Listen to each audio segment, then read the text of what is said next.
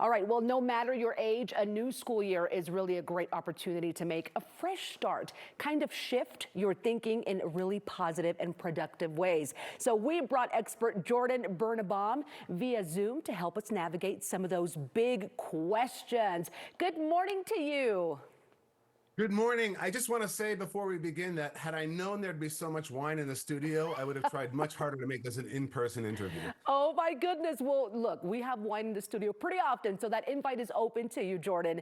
Okay, most people think the new year is the time for fresh starts with the resolutions and everything, but according to you, no, right now is a good time. Why is that? So I would say that actually of all the dates on the calendar, the most powerful one to initiate any kind of new program designed at self-improvement, the start of the school year is the best one.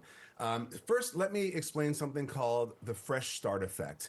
And it just talks about how on any important dates, or what we call temporal milestones when we try and sound really smart, but whenever there's an important date, it just makes it much easier for us to start anything new on those dates, which is why New Year's resolutions are so popular.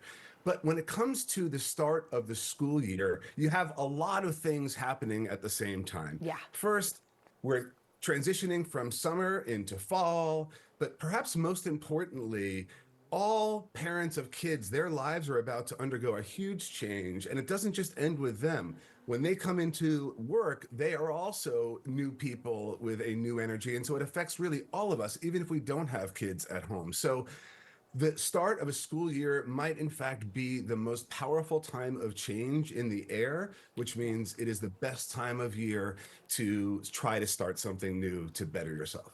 I am going to 110% agree with you. As a mom of two kiddos, one in third grade, one a sophomore, it is such a shift for me. And I like to set certain things in my life, certain changes when they start that school year. Now, those first few days and weeks of school can be kind of hard to wrap your head around for both parents and of course for the kiddos too. How can we make it easier for both?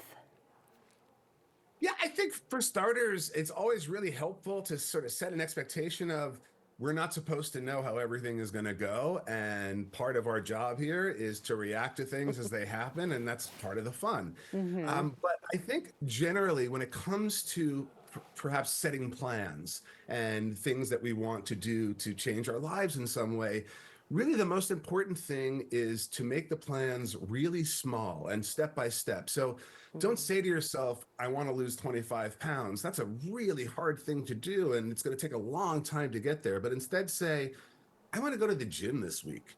And the more that we can set small goals that we know that we can accomplish that are within our control, as we do that each day, we're going to start to build inertia, which acts like winds at our sails. And so I think the most important thing when we think about what direction we want to go is to plan very carefully. What are the smallest possible steps that I can take to get there? Because that's going to be the most realistic way for me to get this achieved. Yes, and you don't burn out. And you don't get mad at yourself because you did not reach those unrealistic goals. Oh my God, Jordan, I have done that so many times. Okay, I want to touch on confidence because that's a big part of success in life and of course in school. How can you help us keep building on it for parents and in turn for our kiddos? Because I think kiddos really need confidence. So, this is a really important life lesson for adults and for kids. Something very magic happens the moment that you say your fear out loud. The thing that you're worried about, as soon as you actually utter the sentence to somebody else, it loses half of its power right there. And so I think that the most important thing that we can do is get our kids in the habit of talking about how they're feeling. And I also think it's really important that we set the expectation of life is messy.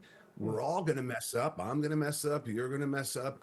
Part of how we develop as people is how good do we become at forgiving and showing other people empathy for when they mess up. But generally speaking, I think that the more that we can talk about how we're feeling, the more it helps us to become conscious of how other people are doing. And that naturally will lift our confidence as we start to connect with people in really healthy ways. Right on. Great info this morning. Jordan, thank you so much for joining us today. Great conversation with you. It was a privilege and a pleasure. Thank you so much for having me. You got it. Okay, everybody, and you can get books by Jordan Birnbaum and learn more about him. Just get on X, formerly known as Twitter, and follow him at Jordan Birnbaum.